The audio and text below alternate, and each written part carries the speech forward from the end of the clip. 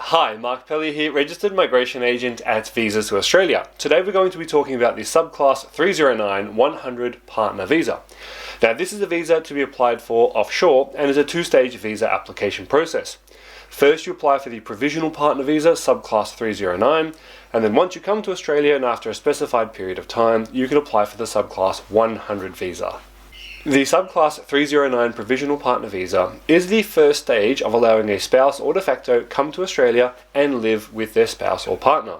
The second stage of the visa application allows a person to live in Australia indefinitely as a permanent resident. Cost of this visa is $7,850. The Subclass 309 visa allows you to stay in Australia temporarily while you await the outcome of your permanent visa Subclass 100. You can work and study, enroll in the Medicare program, bring dependent children with you, and you are also eligible for free English classes. To be eligible for this visa, you will need to be outside Australia at the time of applying. You must be in a genuine relationship with an Australian citizen, permanent resident, or eligible New Zealand citizen who is willing to sponsor you. You must meet the requirements of a de facto partner if you are not married. You must be over 18 years of age except in particular circumstances. Your sponsorship must be approved by the department. You need to meet all necessary character and health requirements. You must have no outstanding debts to the Australian government. It must be in the best interest of a child to apply if that's relevant, and you must not have had previous visas cancelled or refused. If you are married, then you and your spouse must be both committed to a shared life together to the exclusion of all others. Your relationship with your spouse must be genuine and continuing. You must live with your spouse and not live apart on a permanent basis. Your marriage must also be valid under Australian law. For de facto partners, you must be in a de facto relationship. You and your partner must be in a de facto relationship, as in you are not married to each other, you are committed to a shared life to the exclusion of all others, your relationship is genuine and continuing, you live together or do not live separately and apart on a permanent basis, and you are not related by family.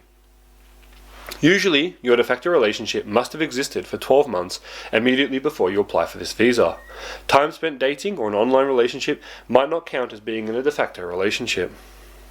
The 12-month requirement will not apply if you can show compelling and compassionate circumstances that exist to grant the Subclass 309 visa.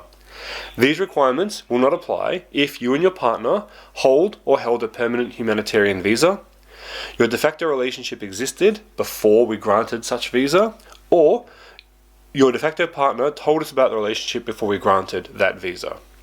It will also not apply if you are in a de facto relationship with a partner who is the applicant for a permanent humanitarian visa, or you have registered your relationship with an Australian authority such as the Registry of Births, Deaths and Marriages. When referring to sponsorship, your sponsor must be willing to provide for you in terms of your accommodation, finances and any other need to look after you while you're here in Australia. They must be an Australian citizen, permanent resident or eligible New Zealand citizen. They must be over the 18 and the person that you're married to in a committed relationship. It's important to distinguish the difference between a Subclass 309 visa and a Subclass 100 visa. The Subclass 309 visa is the temporary stage of the two-stage application process, and the Subclass 100 visa is the permanent visa stage of the two-stage application process. After you receive the Subclass 100 visa, after fulfilling necessary requirements, you're eligible to apply for Australian citizenship. A question I'm commonly asked is what is the difference between the Subclass 309 visa and the Subclass 820 visa? The Subclass 309 visa is a provisional partner visa to be applied for when you're outside Australia, and you must be outside Australia when the visa is granted.